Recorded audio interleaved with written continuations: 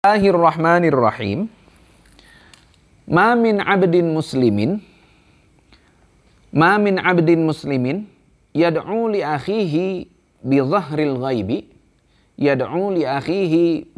ghaibi illa qala al malaku walaka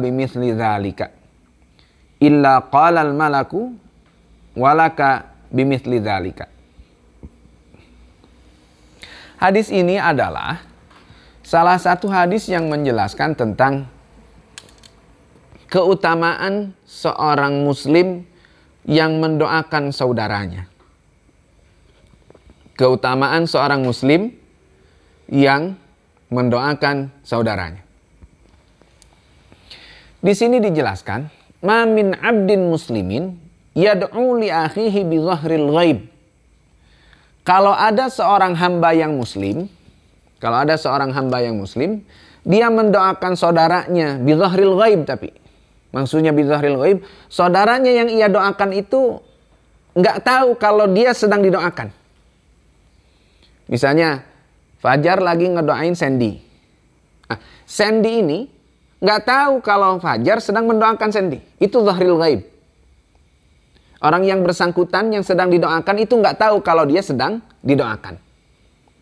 Ulangi, kalau ada seorang hamba yang muslim mendoakan saudaranya tanpa diketahui oleh saudaranya itu, maka apa yang akan ia dapatkan? Salat alaihil malaikah. Pasti akan ada malaikat yang akan mendoakan si hamba muslim tadi. Kalau Fajar mendoakan Sandy tanpa Sandy tahu kalau Fajar sedang mendoakan Sandy, maka akan ada malaikat yang mendoakan Fajar. Kita mendoakan saudara kita tanpa dia ketahui bahwa kita sedang mendoakan dia, maka akan ada malaikat yang mendoakan kita. Doanya malaikat kepada orang yang berdoa itu gimana? Illa qalal malaku walaka bimithli dzalik. Malaikat itu akan berkata, malaikat itu akan berdoa, maka kamu pun akan mendapatkan seperti apa yang kamu doakan untuk saudaramu itu. Maka kamu pun akan mendapatkan seperti apa yang kamu doakan, apa yang kamu mintakan untuk saudaramu itu.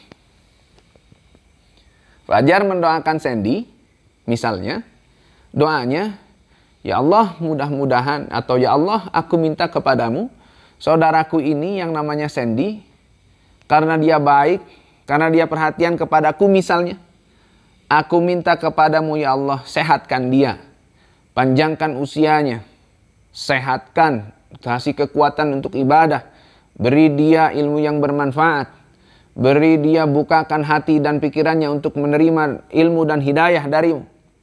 Beri dia rezeki yang luas.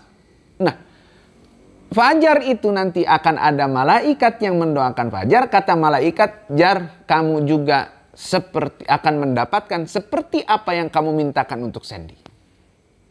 Kalau kita mendoakan saudara kita tanpa diketahui oleh saudara yang kita doakan itu, kita mendoakan apa saja, maka akan ada malaikat yang mendoakan kita. Dan kata malaikat itu, kamu pun wahai orang yang berdoa, kamu akan mendapatkan seperti apa yang kamu mintakan untuk saudaramu itu.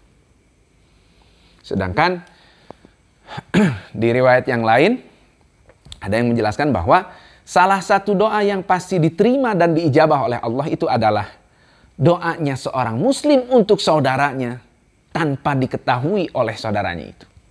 Doa seorang muslim untuk saudaranya tanpa diketahui oleh saudaranya. Kenapa kok tanpa diketahui? Karena kalau diketahui nanti bisa mungkin pamrih.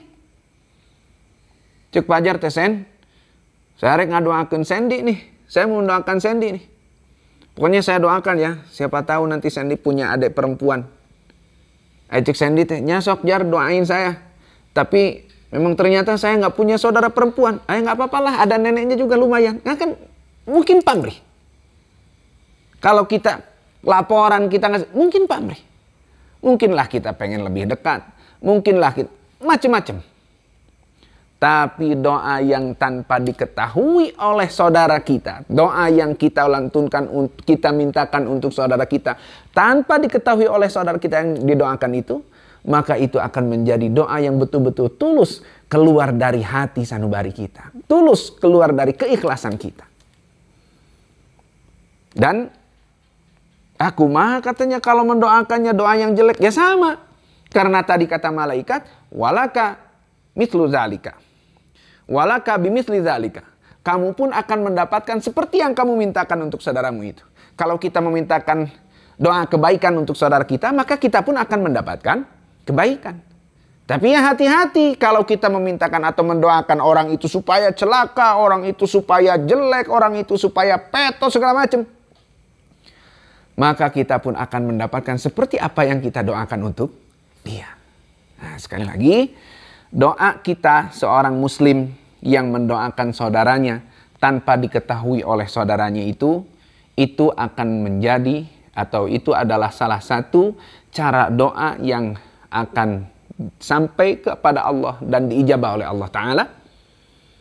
Yang kedua, apa yang kita mintakan kepada Allah untuk saudara kita itu, kita pun akan mendapatkan seperti apa yang kita mintakan untuk dia.